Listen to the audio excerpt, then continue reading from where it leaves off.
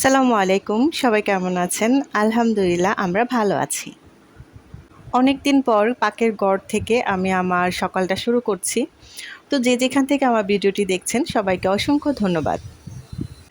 এখন যেহেতু মা আমার সাথে থাকে, তো দেখা যায় সকালে আমার পাকের ঘরে আসতে হয় না। আর আমার তেমন কাজও থাকে না।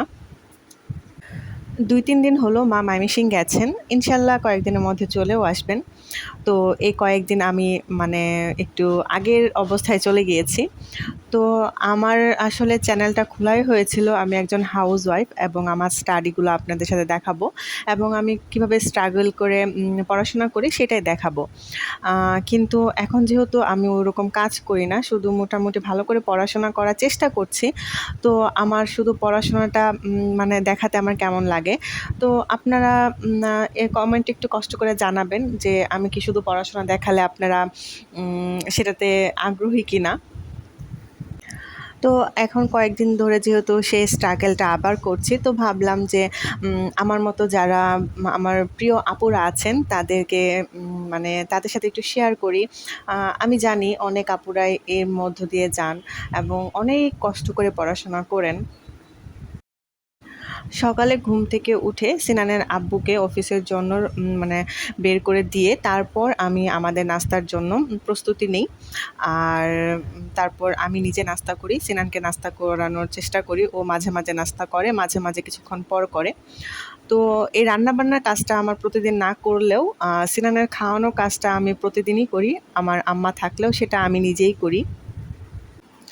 নাস্তার পার্ট শেষ করে তারপরে দেখা যায় যে ৯টা ৯:৩০ বাজে এমন পড়াশোনা বসতে।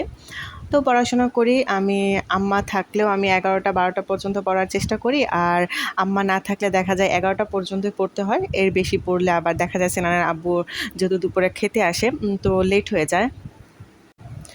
আমি আসলে নিবন্ধনের প্রস্তুতিটা একটু ভালো করে নেওয়ার চেষ্টা করছি। এর সাথে পেট্রো বাংলার পরীক্ষার প্রিপারেশন নিচ্ছি। আর ৪৭তম বিসিএস এর প্রিপারেশনটা নিচ্ছি।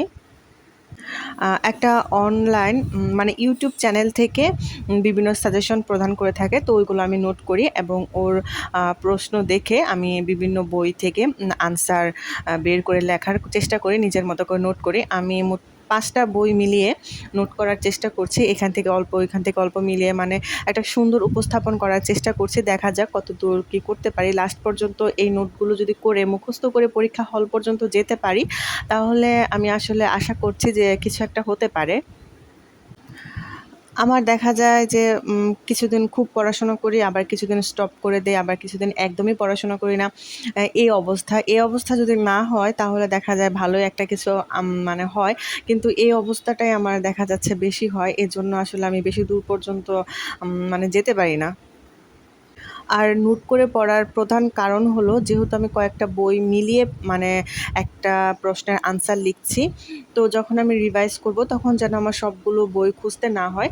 একটা জায়গাতেই যেন আমি পেয়ে যাই এবং খুব সহজে যেন আমি রিভাইজ করতে পারি। এজন্যই আসলে আমার নোটটা করা।